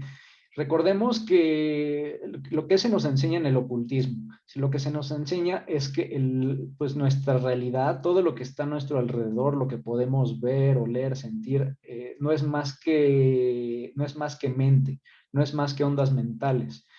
Y si todo es ondas mentales, pues eso quiere decir que nosotros también podemos crear. O sea, cada vez que nosotros tenemos un pensamiento, puede ser un pensamiento, digamos, de compasión, como también puede ser un pensamiento de miedo, de terror, de odio. Cuando yo pienso, por ejemplo, me va a caer una bomba nuclear, tengo mucho miedo y esto va a pasar, y mi vecino piensa lo mismo, y los que viven en la colonia piensan lo mismo, pues ya sea consciente o inconscientemente, la mayoría de las veces es inconsciente, pues lo que va a pasar es que por afinidad, por ley de afinidad, esos pensamientos que al final son formas, que al final es como si tú crearas algo, pues se juntan y hacen algo, pues algo más fuerte, algo más grande, algo que tiene más posibilidad de precipitarse aquí en la materia. Y ahí es donde viene este tema de las tulpas. Las tulpas, pues podríamos decir que son probablemente entidades que muchas veces, pues nosotros, ya sea intencional o no intencionalmente, creamos. Y que los que saben de magia, los que saben de estos elementos, pues los crean o a veces engañan para que otras personas de manera inconsciente contribuyan a su creación. Por eso es bien importante el tema de cómo te estás sintiendo, en qué estás pensando, porque aunque no lo creas, todo lo que tú piensas, lo que sientes, lo que dices, todo forma parte de este tremendo egregor que está en la luz astral y que genera formas que pueden ser muy positivas, pero que también pueden ser ondas muy negativas, ondas de enfermedad, de destrucción, de muerte, de terror. Y bueno, eso sería, Caro. Gracias. Y es Ay, ahí sí, como, perdón. Sí. sí, no te preocupes, Manuel. Es ahí cuando recuerdo que tú dijiste en una ocasión que a veces es como lo del sismo del 19, ¿no? Del septiembre 19, que fue tanta esa energía que a lo mejor nosotros mismos creamos otro sismo. Y a veces yo lo veo en las películas, en donde son de, fin del mundo, Tercera Guerra Mundial y no sé qué, y no sé si eso también pueda crearlo, ¿no? Bueno, es lo que entendí la otra vez que lo comentaste, Manuel. Muchas gracias. No, exactamente, Rubí. Dentro de la enseñanza oculta, pues muchos somos los que creemos en eso. Porque hay, se dice, grupos de poder que antes de que ocurra algo, pareciera que ellos ya lo predijeron y te lo ponen a veces en un mensaje de radio, en un video de YouTube, como portada en una revista. Muchas veces hay medios que te hablan de una tragedia próxima por venir, por ejemplo, y ¿qué crees? Al poco tiempo esa tragedia ocurre. ¿Qué quiere decir? ¿Que la predijeron? ¿O será que más bien generaron los medios para que nosotros creáramos para nosotros esa realidad, ¿no? Por eso es tan importante también el ser pues muy cautelosos, el poner un filtro en todo lo que vemos, en lo que escuchamos, en lo que nos hacen creer, porque no sabemos, siempre todo tiene un para qué. Y si no podemos preguntarnos el para qué de esta noticia que estoy viendo, pues tal vez estoy yo siendo utilizado. Recuerden que aquí o somos espíritu o somos materia, o sea, nosotros creamos o nos pueden usar a nosotros también como objetos, o sea, como instrumentos para crear algo. Y bueno, eso sería. Perfecto, Rubí, pues muchas gracias por tu comentario, por la pregunta. Y tenemos una pregunta de Carlos Torruco. Buenas noches, bienvenido, Carlos. Buenas noches a todos. ¿Sí me escuchan? Perfecto. Bueno, es mi primer clase de teosofía. Muchas gracias, Manuel. Muchísimo gusto. Y bueno, pues por ser primera clase tengo muchas dudas, pero eh, sobre el tema que vimos, bastante extenso, escuchaba yo que habían diferentes pues conocimientos, que los rosacruces, los gnósticos, los masones. Pregunto yo, ¿hay una clasificación como que esto fue un conocimiento que llegó primero, después esto, después lo otro? O sea, ¿hay uno más avanzado, entre comillas, uno que otro, o los tres tienen una particularidad? No sé si me explico. Sí, claro. Mira, mi primer comentario sería que es difícil decir cuál es mejor que otro o cuál, porque no necesariamente que uno haya estado antes quiere decir que es mejor. En el Kali Yuga, algo que se nos enseña y que esto es como lección para todos, es el Kali Yuga se caracteriza esta que es la era oscura en ser como el mundo del revés. ¿Qué es el mundo del revés? Lo que en un principio era, digamos, glorioso, lo que en un principio era luz al poco tiempo se va a convertir en oscuridad y también lo que en un principio parecía oscuridad, parecía ignorancia, parecía fantasía, después puede que eso se convierta en luz. Y ahí viene la ironía. ¿Qué quiere decir? Que entonces la primera, o sea, no podemos decir que ni la primera ni la última enseñanza son las mejores, justamente por este juego de las reglas del Kali Yuga.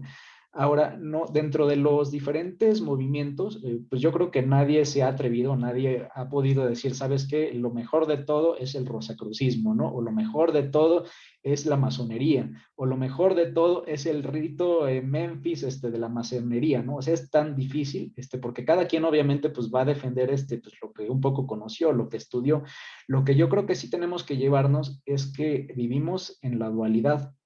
En el momento en el que vivimos en la dualidad, automáticamente debemos de dudar de absolutamente cualquier enseñanza. O sea, incluso la enseñanza teosófica puede tener su parte de dualidad. Todo va a tener una parte, una parte de luz y una parte de ignorancia, una parte de falsedad. Es nuestro trabajo personal, pues justamente hacer ese filtro, ¿no? ¿Por qué personajes que inicialmente fueron teósofos importantes como Krishnamurti, un día llegaron y dijeron, no, ya no más, no voy a creer en esto, yo no voy a ser el Salvador, no voy a dogmatizar? Cada quien busque su verdad es justamente por eso, porque cuando uno se da cuenta que todo es dualidad, pues no hay algo en lo que puedas fiarte. Ese es el gran problema de, digamos, de este juego, ¿no? Que ahí es el criterio personal y uno probablemente tendrá que estudiar algo de teosofía. Habrá algo de la teosofía que tal vez te suene, tal vez no te suene. Habrá algo de masonería que tal vez te resuene, tal vez no te resuene y así sucesivamente, ¿no? Y no hay de otra porque así es justamente la dualidad. Nadie nos lo va a dar, digamos, digerido porque es un reto personal. Es casi parte del juego que todo esté así. Y vale. Muchas Bueno, gracias. no, ¿de qué, Carlos? Al contrario. Y bueno, tenemos un siguiente comentario. Teníamos uno de Guillermo y luego veo uno de Salomón. Adelante, Guillermo. Buenas noches. El de Salomón fue primero y el de Vico fue primero Perdón. que... Gracias. Como los veo de arriba, vale. Salomón, por favor, adelante, te escuchamos. Bienvenido. Sí, gracias. Bueno, que estuvo muy interesante, Manuel, todo lo que hoy vimos. Bueno, nos hiciste favor de compartirnos. Muy completo y muy interesante. Y lo que a mí me llama mucho la atención de la señora Blavatsky o de cualquier otro ser espiritual que ha venido aquí a este plano terrenal a enseñarnos algo, pues me sorprende mucho que no son seres propiamente que son exentos del karma, exentos de todo aquello que ellos han hecho o que están haciendo y que no son propiamente seres que quieren tenerlo todo cómodo, sino que todos se sujetan a la ley kármica y como es el caso de la señora Blavatsky, que pues padeció mucho, sufrió mucho y todo eso pues es debido a que pues ella tenía que pasar por todo eso y eso, bueno, a mí me sorprende mucho porque antes de estar en Teosofía siempre pensé que uno podía pues pedirle a Dios por decir que le concediera una mejor salud, que estuviera muy bien, etcétera, pero realmente todos tenemos que pasar por un karma que hemos provocado y que tenemos que cumplir de una u otra manera y pues qué bueno que estamos en este tiempo, en este plano de material, porque tenemos la oportunidad pues de mejorar, de instruirnos, como ustedes lo comentan muy seguido, que el conocimiento pues es fundamental y ciertamente. Nada más, muchas gracias.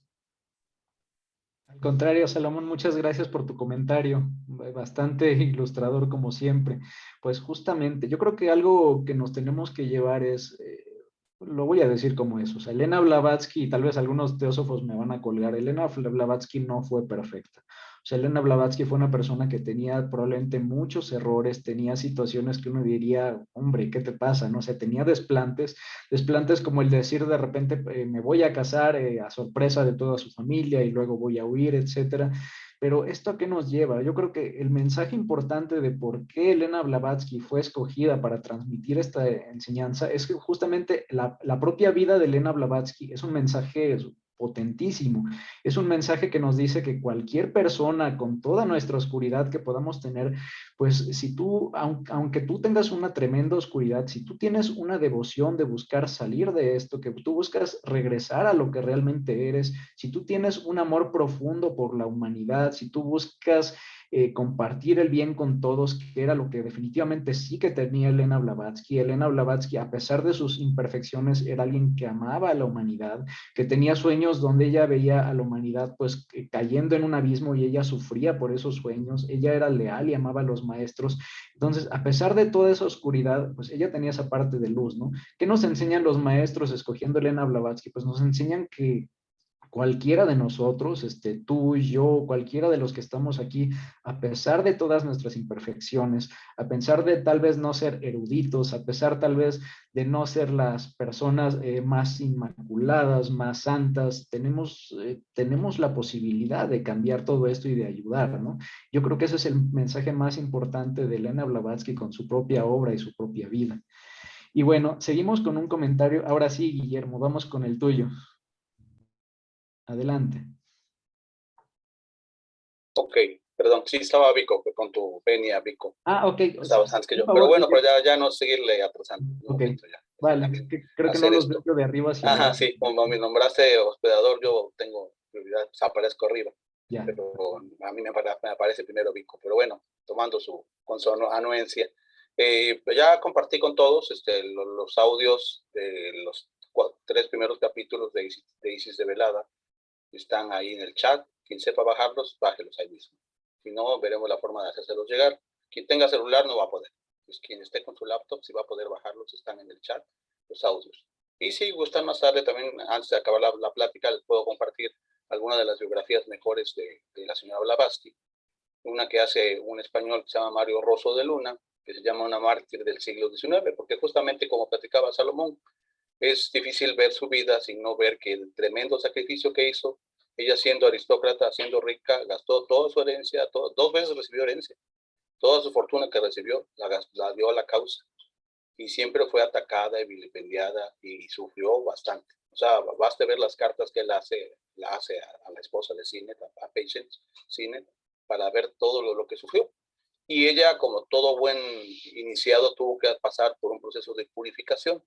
De hecho, se habla de que alguien para purificarse tendría que pasar 7 años en el Tíbet. Ella no los pasa de continuo, pero sí los pasa por diferentes etapas. Y tan solo por eso ya su vida debería ser asombrosa para saber que fue iniciada en muchas órdenes. Porque para que las órdenes, contestando la pregunta de Carlos, justamente para que una orden sea como válida, debe de estar ajustada a lo que es la tradición. Hay un solo árbol y de ese árbol hay varias ramas, de los sacrocismo, la alquimia, la masonería, son ramas de ese árbol de la sabiduría, pero el árbol es uno, como las religiones, la leche es una y las vacas son muchas, ¿no? Entonces, ella hizo incursión en varias religiones y tuvo ese viaje iniciático, ese viaje de transformación.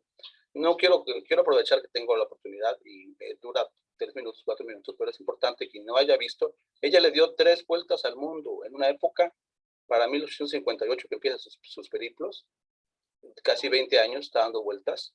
Ella da casi 3 vueltas al mundo, en una época donde no había aviones, donde todo era por barco, eran barcos espantosos, era por mula, por burro, y entonces hacer eso implica un gran sacrificio. Por eso a mí me gusta compartir, y lo voy a hacer esta parte. Lo pueden ver en YouTube cuando quieran. Eso dura 4 minutos. El señor Blavatsky. Aquí van a poder ver cómo sale cuando va hacia Alejandría. Perdón. Regreso. Estaba adelantado. Viajes inician en 1849. Viajes. Con la aplicación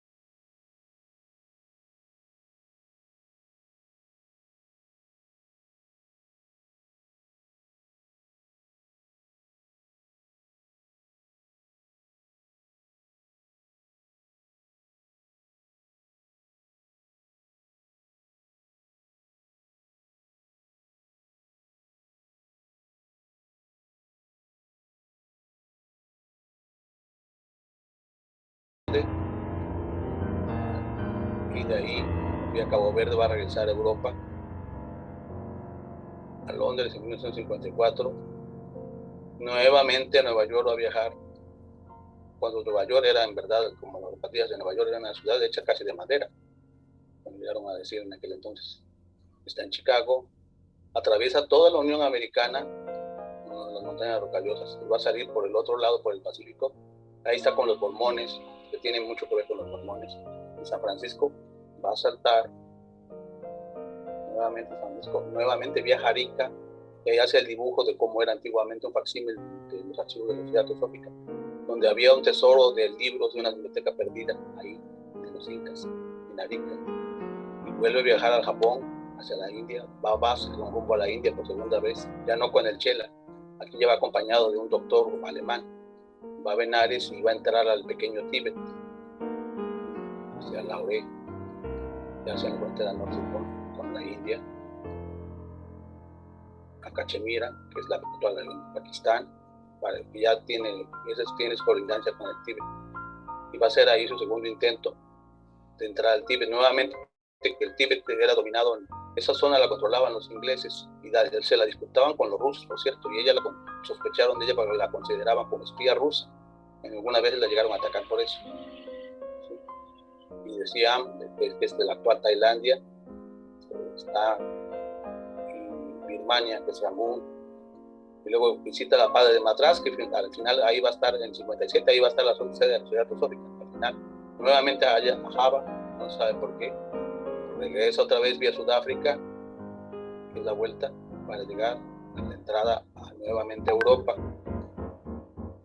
Se cuenta en alguna leyenda que sí pasó por España, por la parte del sur de España, pero eso queda como leyenda, no es absoluto que sea leyenda, porque ella misma nunca dijo bien de dónde estaban los viajes.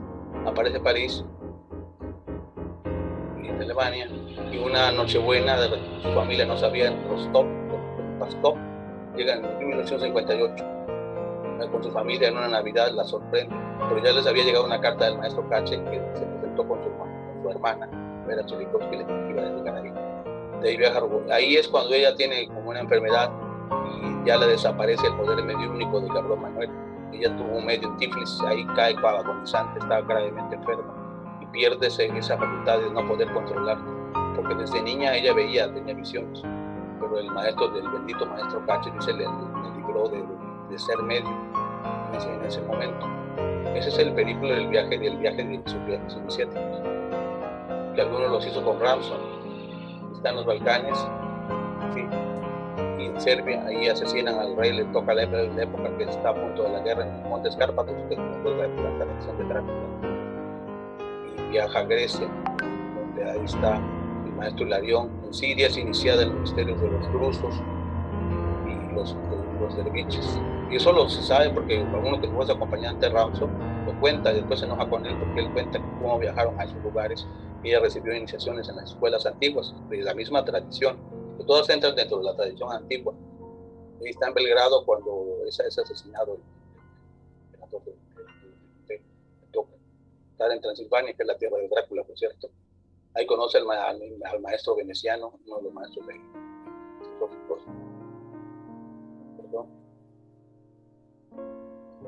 está en Mentana apoyando a Garibaldi, y ella cuenta que estuvo en la batalla dando apoyo logístico y recibe 3 heridas, porque ella tenía una herida de bala y 2 heridas de sable en los brazos, que lo constató Olcott, lo cuenta en hojas del viejo diario que ahorita nos decía Vladimir, justamente es la historia de la Sociedad Teosófica.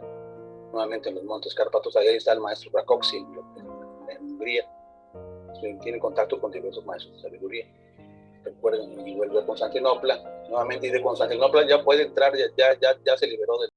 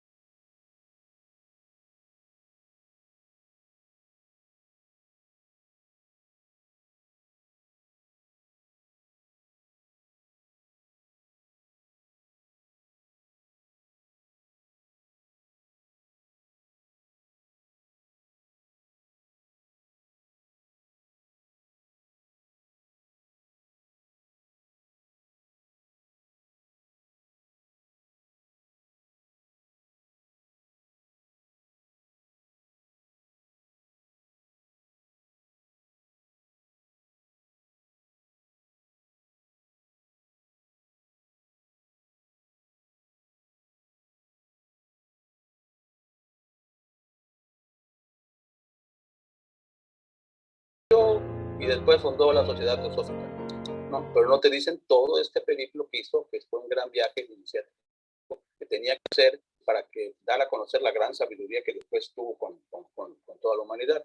En algunas de sus biografías, como la que hace Silvia Cranston y Rosso de Luna, de una mártir del siglo XIX, se puede ver con más detalle todo ese periplo, todo lo que tuvo que hacer para llegar a darnos toda la sabiduría que compartió.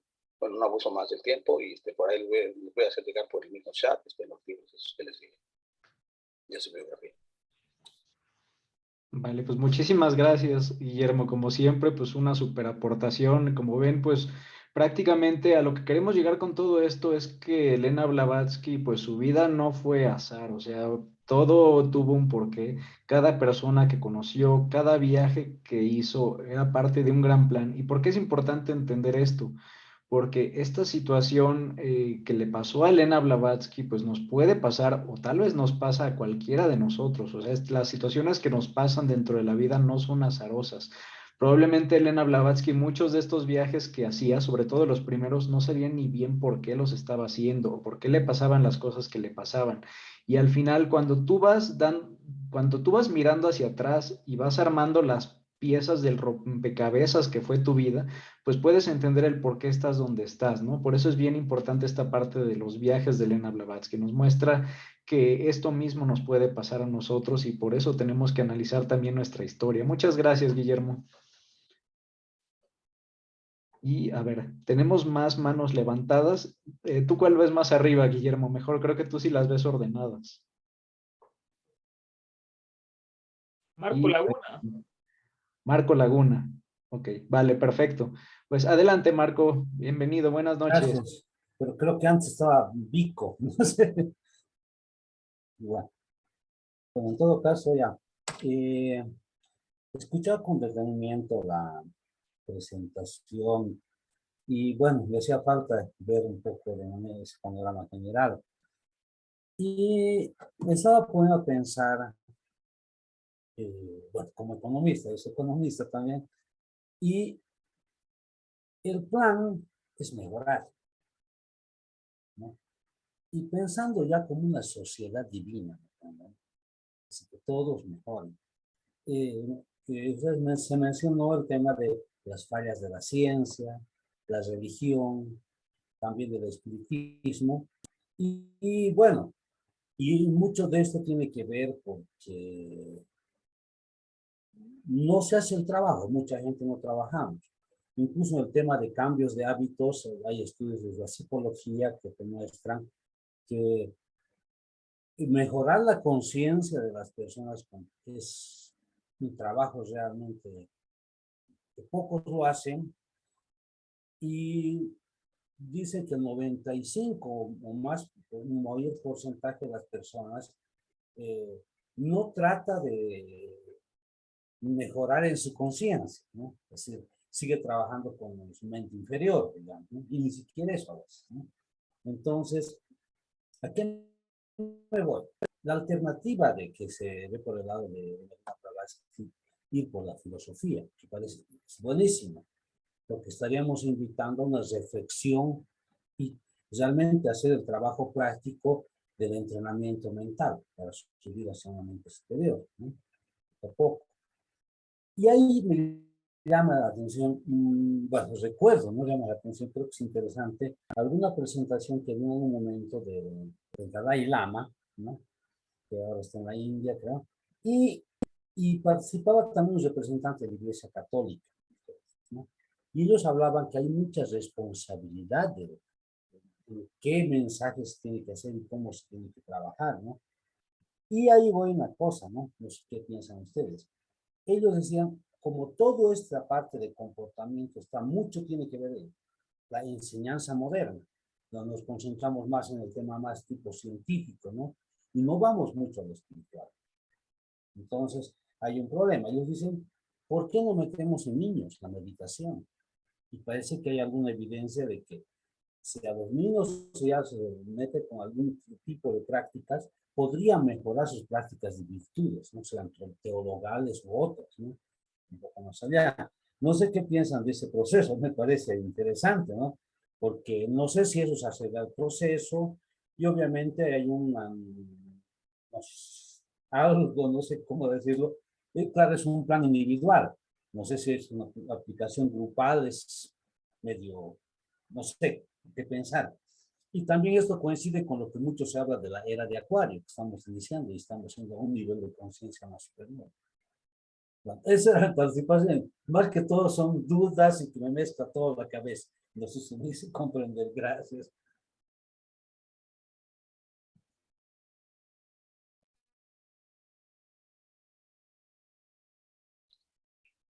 Correcto. Adelante. Liz, si eres tan amable.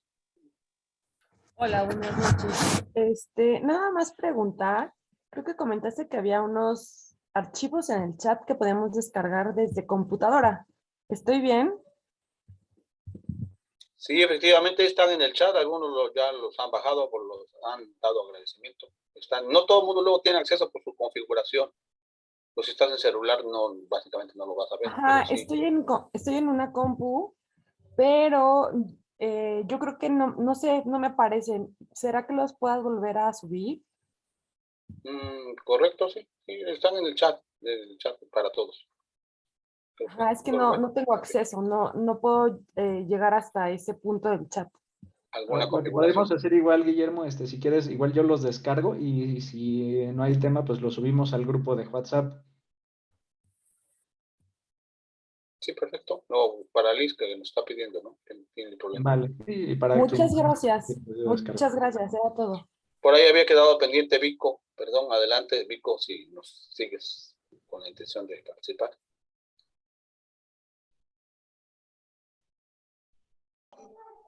Sí, respecto a lo del comentario de que hay generaciones que reencarnan en los registros akáshicos, bueno, es lo que entendí, que hacen que una sociedad emerge, que sean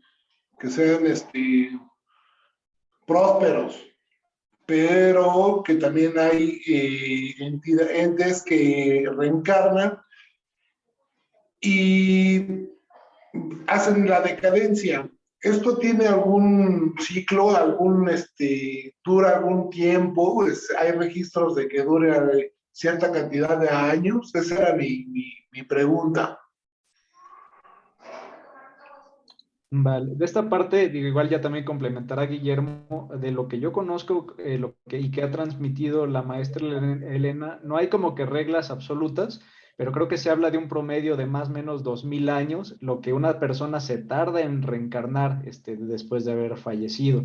Y que usualmente, pues sí, digamos que es muy común, ¿cómo decirlo? Que se encuentren, voy a decir, Platón, o sea, que donde estuvieron estos sabios de una misma era, como Platón, como Sócrates, como Plotino, muy probablemente se van a volver a encontrar en un mismo tiempo, porque esto es como en oleadas, ¿no? Esto no es tan azaroso. Entonces, si hubo una época de gloria, que fue esta época de sabiduría de la antigua Grecia con la filosofía, pues estas almas volverán a encarnar en un momento igual más o menos juntas y vendrá otro momento de gloria así tan grande como el de la filosofía. Y del mismo modo, si hubo periodos de oscuridad, de barbarie, etcétera, pues esas mismas almas pues volverán a encarnar, probablemente un poco más evolucionadas, pero pues seguirá siendo un periodo relativo de oscuridad, ¿no? De Comento esta por aquí parte. algo. Hubo un famoso teósofo también, William George, que repitió de que él manejaba la tesis de que los norteamericanos habían reencarnado en los antiguos romanos. Por eso también la tendencia americana a hacer edificios como el Capitolio y como la tendencia romana es muy acendrada en los norteamericanos. Y él maneja esa hipótesis y más o menos daría lo que están diciendo que son 2000 años, y más o menos darían que los actuales norteamericanos serían los actuales. Que por cierto, ahora que está el Que no eran conflicto, expansionistas. ajá, bueno, Roma lo era, ¿no? Y curiosamente Rusia también alega, Rusia siempre ha tenido la herencia de que él es la tercera Roma, porque de la Roma pasó a Bizancio, y de Bizancio, cuando cayó Bizancio, todos los libros y la gran biblioteca que tenían los reyes de Bizancio pasaron a Moscú. Entonces ellos también tienen su destino manifiesto, igual que los norteamericanos de dominio, alegando que son herederos de los romanos. No se sabe cuál de los dos, ni a cuál isla, ¿verdad? Pero bueno, sí tienen esa tendencia, aunque en cuanto a reencarnación no hay nada escrito, ¿no? También se dice que quien puede voluntariamente venir más pronto, pero el término que manejaban en teosofía es que sería como como el que está diciendo Manuel, 2000 años. Pero hay otros que necesitan más atrasados, que necesitan más reencarnaciones, o quien como un bodhisattva ve la salvación del mundo y puede reencarnar de inmediato. Se dice todo esto, pero todo eso es una tradición nada más, no hay unas fechas ni nada de eso. Muy difícil manejarlas. Ok, sí, o sea, yo lo decía por el tema de, por ejemplo, para mí la Edad Media, lo que tú decías de primero de Roma, ¿no?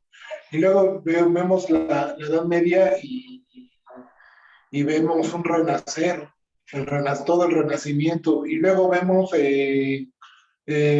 época de la Inquisición, donde fue todo un caos, o sea, fue todo ignorancia, ¿no?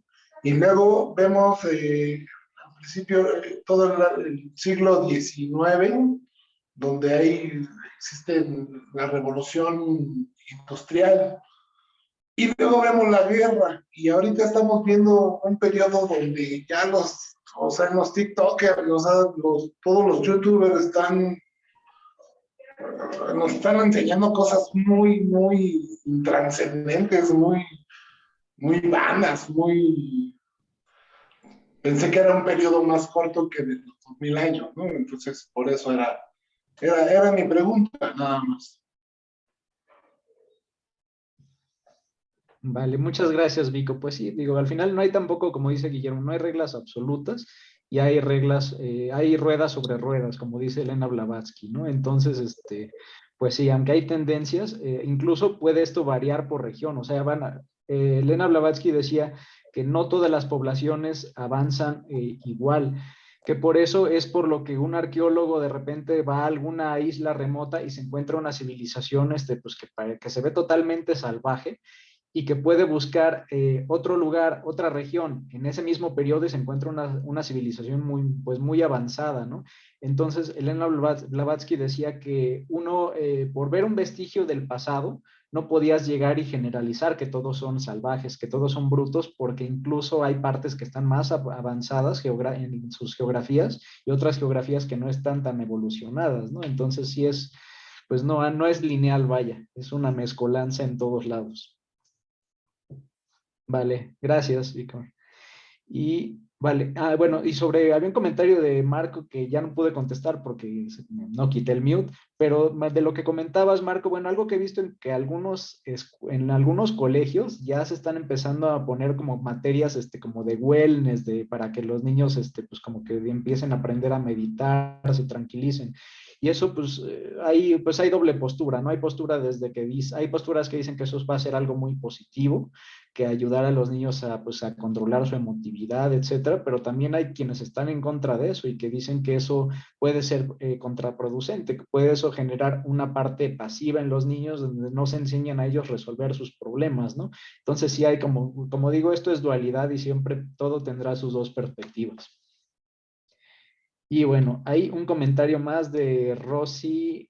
Adelante, Rosy, buenas noches. Hola, Manu, ¿cómo estás? Bueno, en realidad no hay comentario, nada más una sugerencia.